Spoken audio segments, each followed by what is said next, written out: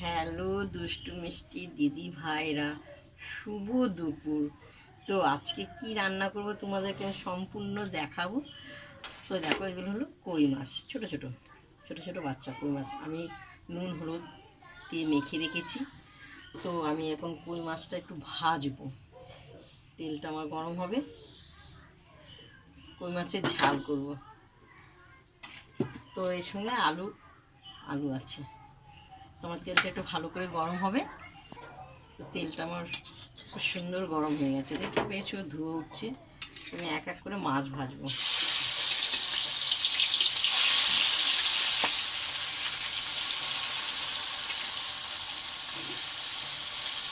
মাছ ভালো করে কড়া করে ভাজবো। তো আমার এতগুলো ভালো ভাজা হয়ে গেছে, খুব সুন্দর কড়া করে। আর এটা ভাজা হয়ে গেছে, খুব সুন্দর কড়া কড়া কড়া ভাজা হলো।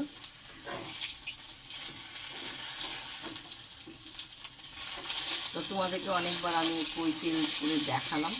আর এটা হলো এরকম খুব সুন্দর। তো আমি পরিমাণে আরেকটু তেল দেবো, কালো জিরে,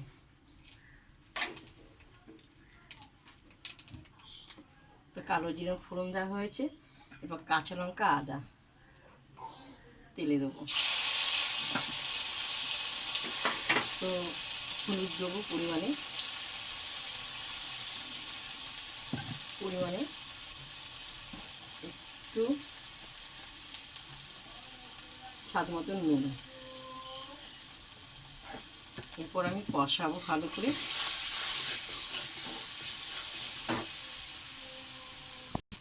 এরপর সিদ্ধ করা আলু আগে থেকে সিদ্ধ করে রেখে দিয়েছি, এটাকে একটু ভালো করে একটু নেড়ে চেড়ে নেবো। সামান্য একটু আগে জল দিয়ে নেওয়া হোক, ভালো করে কষিয়ে নেব। তো খুব সুন্দর কষানো হয়ে গেছে, পরিমাণে আমি জল দিয়ে দেওয়া হলো।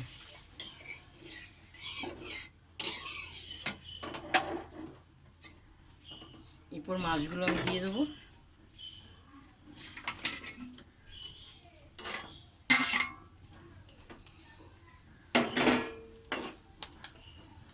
ফুটবে, তো দেখো খুব সুন্দর ফুটছে, একটু ঝোল টানবে। তো এই যে মশলা ভাজাটা আমি দিয়ে, এখানে জিরে ধনে গোলমরিচ ভাজাটা আমি ছিটিয়ে দেওয়া হলো হালকা করে উপরে, মাছের উপরে দেওয়া হলো। একটু ঝোল টানবে। তো দেখো, 1 টাকা দামের গরম মশলা হালকা করে ছিটিয়ে দেওয়া হলো উপরে। সুগন্ধ খুব সুন্দর, খেতেও লাগবে, গন্ধটাও ভালো লাগবে। তো মাছের উপরটায় একটু ধনে পাতা ছিটিয়ে দেবো।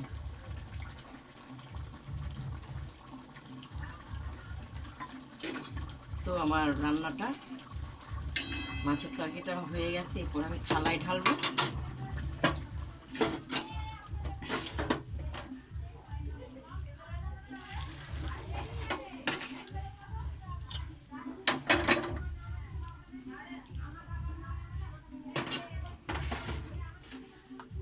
তো প্রথম থেকে লাস্ট তোমাদের কই মাছের আলু দিয়ে একটু হালকা ঝোল রাখা হয়েছে।